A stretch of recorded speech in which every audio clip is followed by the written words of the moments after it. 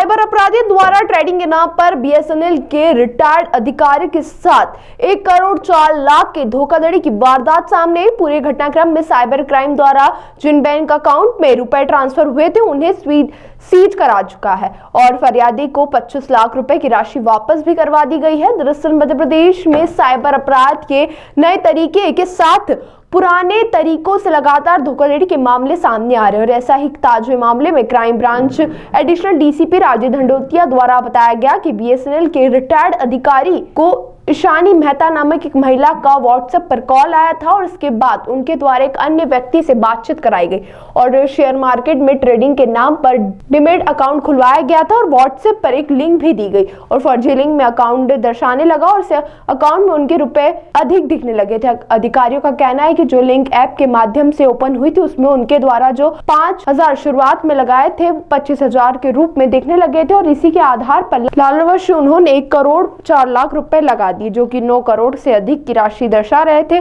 जब उन्होंने रुपए निकालने का प्रयास किया तो उन्हें पता चला कि उनके साथ साइबर अपराध हुआ है। फिर उन्होंने साइबर अपराध की हेल्पलाइन नंबर पर कॉल किया तो शिकायत दर्ज कराई गई। वहीं साइबर अधिकारियों का कहना है कि 2024 में इंदौर में साइबर अपराध हुए थे, उसमें से 65 करोड़ के अपराध इसी आधार पर हुए थे। अभी फिलहाल रिटायर्ड बीएसएनएल अधिकारी द्वारा जो रुपए ट्रांसफर बैंक खातों में किए गए थे उनमें से तमाम बैंक खातों को सीज कर दिया गया और 25 लाख रुपए की राशि भी वापस फरियादी को करवाई जा चुकी है। अभी फिलहाल पुलिस तमाम पहलुओं में जांच पड़ताल में जुटी हुई है।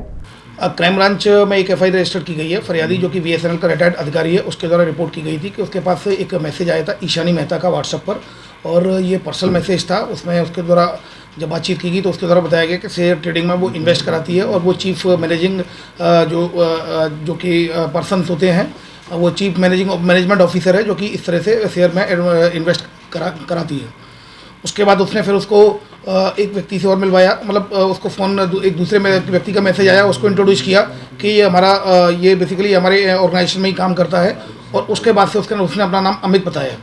उसके बाद से फिर ये लोगों ने उसको व्हाट्सएप के ग्रुप में लिया। व्हाट्सएप के ग्रुप में लेने के बाद वहाँ पर उनको एक लिंक दी, जो लिंक लेने के बाद से फिर वो लिंक को इनके द्वारा लिंक को जब खोला गया तो लिंक में उनके द्वारा एक डमी ऐप डाउनलोड करा दिया गया, दूसरा उनको डीमैट अकाउंट खुलवाने के लिए बोला गया तो उसने डीमैट अकाउंट खोल लिया। ऐप के बारे में उनको ये बताया गया कि आपको इस ऐप में आप जो पैसा लगाएंगे उसका मुनाफा आपको इसी में दिखाई देगा, आप खुद ही उसमें देख पाएंगे और खुद ही उसको ऑपरेट करेंगे। तो उसका जो फरियादी था उसका विश्वास बन गया और उसने पहले 5,000 रुपये लगाए और 5,000 लगाने के बाद उसने देखा तो 5,000 के 25,000 रुपये हो गए। तब फिर उसको लगा कि ये प्रॉफिट वाला है तो धीमे धीमे करके उसने लगभग 1 करोड़ 4 लाख रुपए पूरा उसमें पूरा लगा दिया। तो ये पूरा अकाउंट में जब उसके जो डमी ऐप था उसमें दिखाया जा रहा था 9 करोड़ 27 लाख के करीब पूरा अमाउंट दिखाया जा रहा था। तब फिर उसने उसको निकालने की कोशिश की तो जब पैसा नहीं निकला तो उसने पूछा तो उन्होंने बताया कि आपको टैक्स देना पड़ेगा, इसमें 1 करोड़ 13 लाख का टैक्स लगता है। तब उसकी समझ में आया कि कहीं ना कहीं फ्रॉड है और तब फिर उसने यहाँ पर 1930 पे कंप्लेंट की। तत्काल क्राइम ब्रांच के द्वारा कार्रवाई करते हुए उसमें उसको सारे अकाउंट्सों को फ्रीज करा दिया गया जिन अकाउंटों में पैसा गया था। फिलहाल 25 लाख रुपए उसमें से अकाउंट में फ्रीज कराए जाकर आवेदक को दिलवा दिए है और चूंकि बाकी अलग अलग ऑल ओवर इंडिया के अकाउंट्स हैं तो इसमें क्राइम ब्रांच के द्वारा जांच के उपरांत इसमें एफआईआर रजिस्टर कर ली गई है अज्ञात आरोपियों के खिलाफ। इसमें जो नाम बताया गया ईशानी मेहता और अमित हिंदुजा, ये जो नाम बताया गया निश्चित रूप से कहीं ना कहीं ये फ्रॉडस्टर्स ये अलग परिवर्तित नाम होंगे। तो फिलहाल एफआईआर धोखाधड़ी की विभिन्न धाराओं में क्राइम ब्रांच पर रजिस्टर किया कर इन्वेस्टिगेशन में लिया गया है। ये बेसिकली ये ट्रेडिंग फ्रॉड है, ट्रेडिंग और ऑनलाइन इन्वेस्टमेंट फ्रॉड है, online tasking fraud, crypto currency में इन्वेस्टमेंट वाला फ्रॉड है। ऑल ओवर इंडिया में एनसीआरपी के अनुसार ये ऑल ओवर इंडिया में 2024 में नंबर 1 साइबर फ्रॉड था। लगभग 35% जो विक्टिम्स थे इसी साइबर फ्रॉड का शिकार हुए थे। और इंदौर में भी जो पिछले साल 2024 में लगभग 65 करोड़ का फ्रॉड हुआ था उसमें भी नंबर 1 यही रहा था, मतलब हाईएस्ट साइबर फ्रॉड इसी ऑनलाइन ट्रेडिंग और इन्वेस्टमेंट और क्रिप्टो करेंसी में इन्वेस्टमेंट के नाम पर फ्रॉड हुआ था। तो इस संबंध में क्राइम ब्रांच के द्वारा एडवाइजरी भी जारी की गई है। ये 3 तरीके से फ्रॉड होता है। एक तो पर्सनल मैसेज कोई लड़की के द्वारा भेजा जाता है, इसके अलावा एक अननोन ग्रुप में आप जुड़ जाते हो, आपको पता नहीं चलता, अननोन ग्रुप में आप मेंबर बन जाते हो, फिर वहाँ से आपको एक लिंक भेजकर इन्वेस्ट कराया जाता है।